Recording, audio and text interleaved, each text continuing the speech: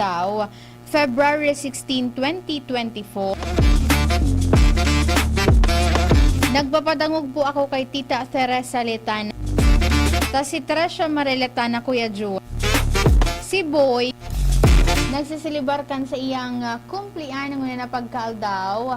Happy birthday po sa samuyang dating pag-iribaligdi si Tresha Mariletana na niyaon ngunyan dyan sa barangay Sagpon kan Daraga, partikular na sa Sitio Bagta. Nagsisilibarkan sa iyang kumplian nga na pagkaaldaw. Happy birthday sa imo, Tres. Nakapirang agi na ngunyan aldaw, Tres, an trend dyan sa imong lokasyon. And then syempre sa iba pa man pong nagsisilibarkan sa inang mga kumplian nga na pagkaaldaw. Happy birthday po sa inyo. Ano lamang tabihan sa inyong pangutuhan dyan? Aldaw kita ngunyanin, uy, biyernes na. Ikatulong biyernes na po kan Pebrero 2024. Duman po sa mga debotos ni Santo Cristo, iga po ni na misa dyan na pagkahapon sa Barangay Dapdap, Legazpi City. Partikular na po dyan sa Dapdap Mission Church. Pwede ka mong mag-antabay dyan, magpasiring dyan sa indang physical na simbahan. And then syempre may live man iyan sa indang official Facebook page.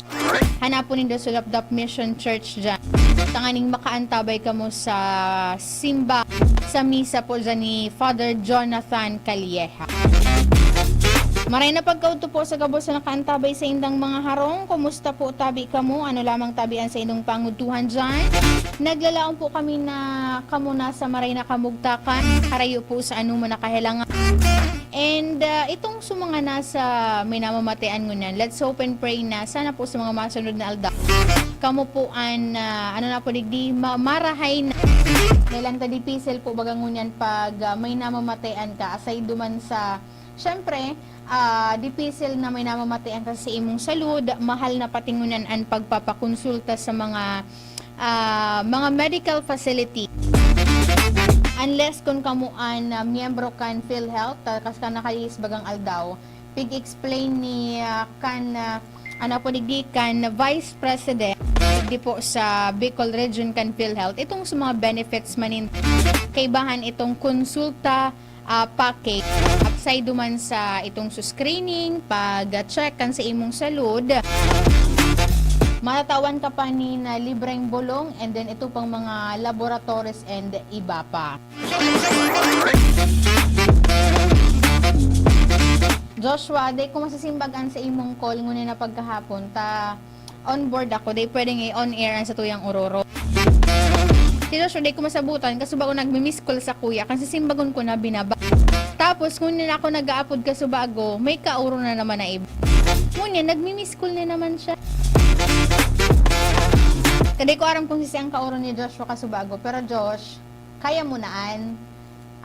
Kayang-kaya mo yan i-follow up. Maray na pagkauto po sa gabos na nakaantabay sa indang mga harong and then sa mga nakahiling sa satuyang official Facebook page, ang DCGB News Online.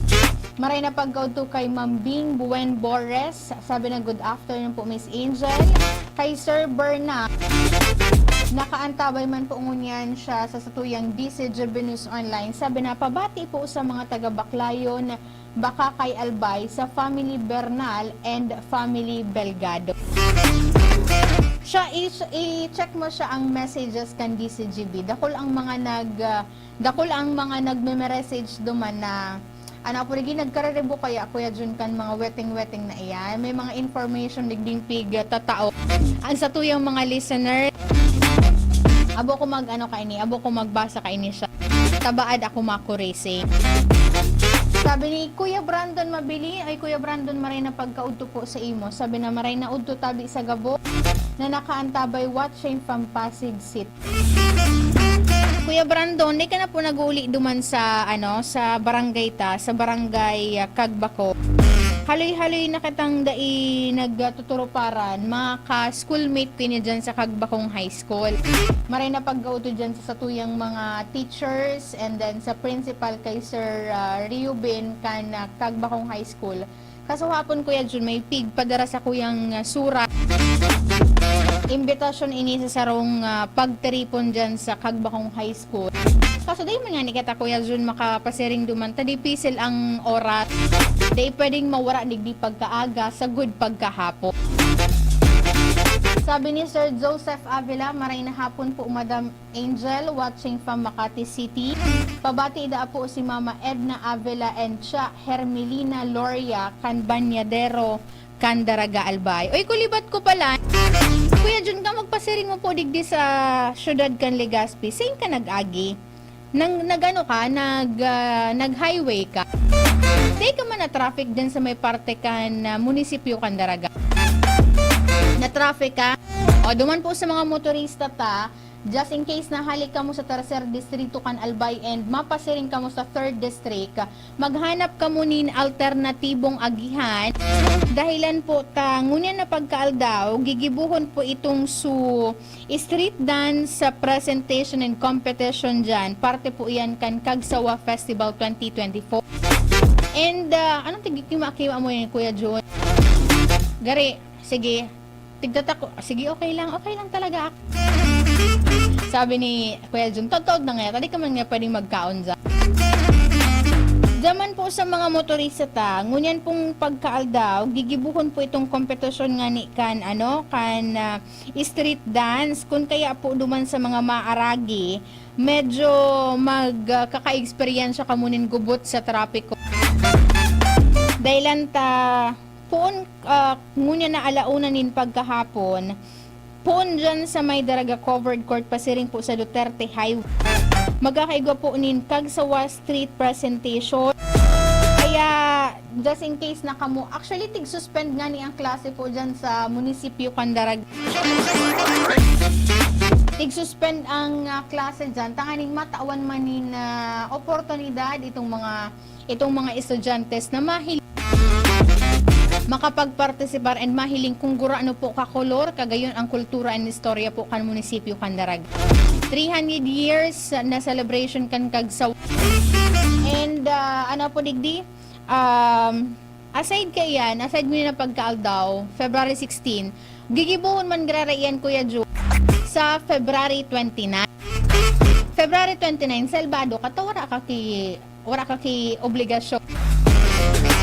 Ano po digdig, magkakaigwaman po grarainin pagsarado an nagkaperang tinampo dyan sa munisipyo kan Daraga Alba para man sa gigibuon na competition kang street dance duman sa 54 barangay po kan munisipyo. So imagine mo Kuya Ju, an kada barangay dyan sa munisipyo kan Daraga magkaigwanin entries, magpartisipar dyan. Hala, uwigon bagayan Kuya Ju na presentation na iyan. Pero sabi nga ni Kanadangog ko, okay lang yan Angel nga. Ta sarong beses man sa nangaya magkaigwanin sering na activity sa sarong tao. Kaya ano po di makakatabang man iyan duman sa mga paratsen daki tubig, paratsen daki mga mani Kuya Jun, tapag arog buwakan dakulaan mga nakaarabang dyan sa mga tinam.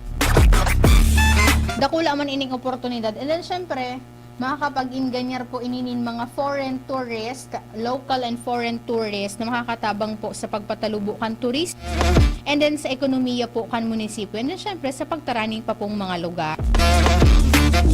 Kaya duman sa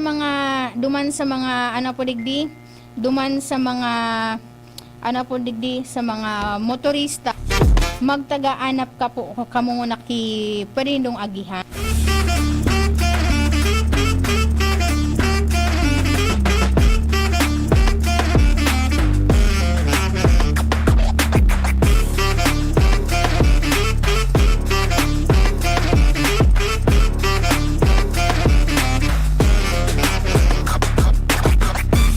Si Joshua na naman, biba problema na naman ako kay Tatay Joe.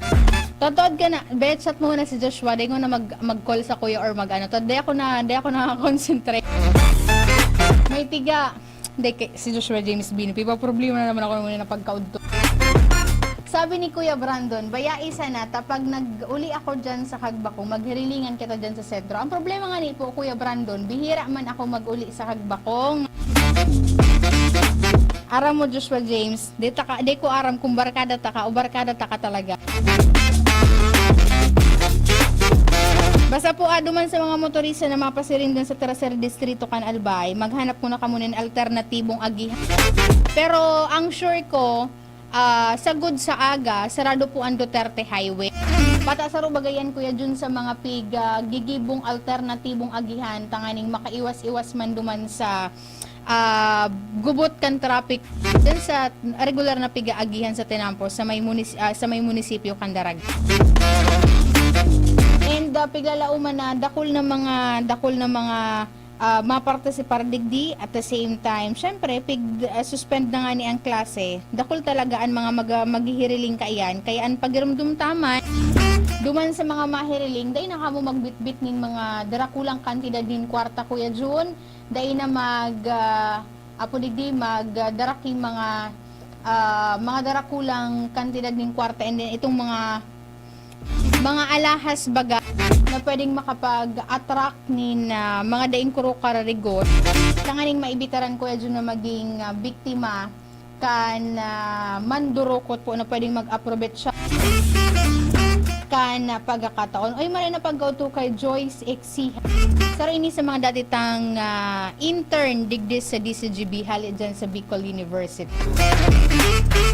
And good luck po duman sa mga sa mga atleta digdis sa Syudad kan Legazpi.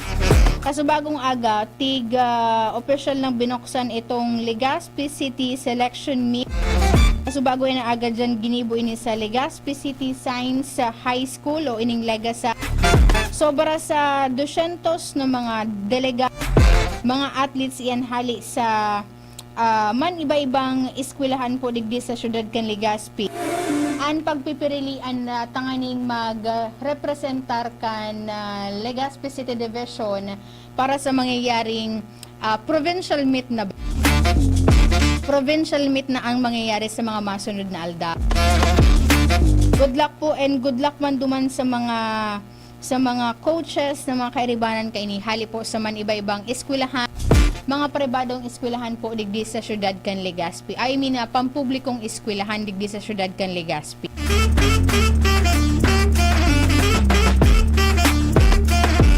And duman sa nasa sobra 1,800 na mga parasira man da hali digdi sa man iba-ibang lugar po sa Syudad kan Legazpi, natawan naman in ayuda kan lokal na gobyerno kan Legazpi and DSWD.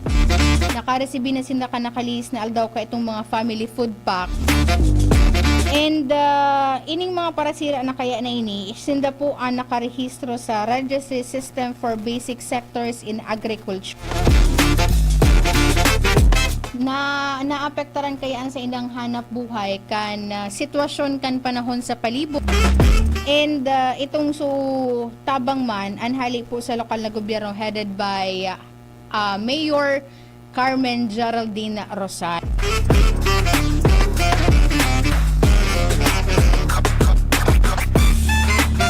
Joshua, na follow up mo ini Josh na sa parte kan matnog kan sorsog. Bawal palan kuya Junan pagbiyahe nin mga ukay-ukay. Imaginein mo nasa 40 na sako nin ukay-ukay. Ang naharang dyan kan mga personalis kan Philippine Coast Guard Bicol. Katuwang itong Bureau of Customs, and then syempre sa Philippine National Police. And sa ngunyan, tigahanda na sa kaso na kakahampangon ka itong driver and itong painante duman. Dahil lanta, syempre, kang inspeksyon.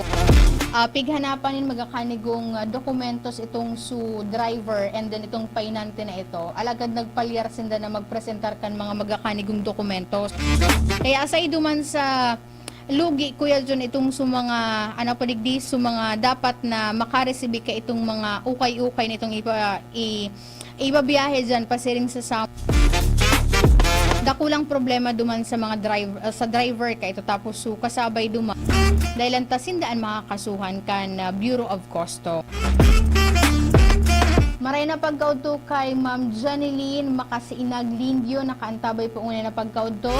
And then kay Sir Pio Fernandez nakaantabay, kay Ma'am Susan Abri, kay Lovely Amores, kay Carlito de Belen, Ayen Balayo, Romel Bueno, Edwin Principe, and kay say pa ini, kay Sir Joseph Avila, nakaantabay po ngayon na pagkautos sa tuyang program. Ano po man, Kuya Joe, happy birthday po again kay Trasha Marilitana and kay Kuya Zorel Aranya, na hiling ko sumensahe niya. Kuya Zorel, alat mo na pa. Sabi na, good noon po, God bless all over the world. Oy, may bibi ditong pinagsend sa kuya. Marita na, wala ka Kuya Jarel po sa imong rekorida sa man iba-ibang probinsya po digdi sa Bicol Region. Regards po sa Pamilya Aranya dyan sa barangay, sa na nga ni ang barangay mo. Sa na nga ni ang barangay mo Kuya Jarel Tab. Sa Lacandula, Jarv, Gugun, Legazpi City. Ditigilingawan iyan Kuya Jarel ni Joshua. Tapag fiesta, aram niya na po kung saan siya maduma. Ang nakaibaran ko po sa Lado Technical, si Kuya Jun Napoles, sa IT si Jerome Martinez, sa production si Shara Leron, sa newsroom ang samuyang news director as si news manager, Sir Mar de la Cruz, kaibahan si Ate Jenny Balyaran. Ako po ang sadong nakaibahan, ako po si Angel Mustaza, bye-bye! Attention! Attention! Mga paraantabay, may marhay na bareta ang DZGB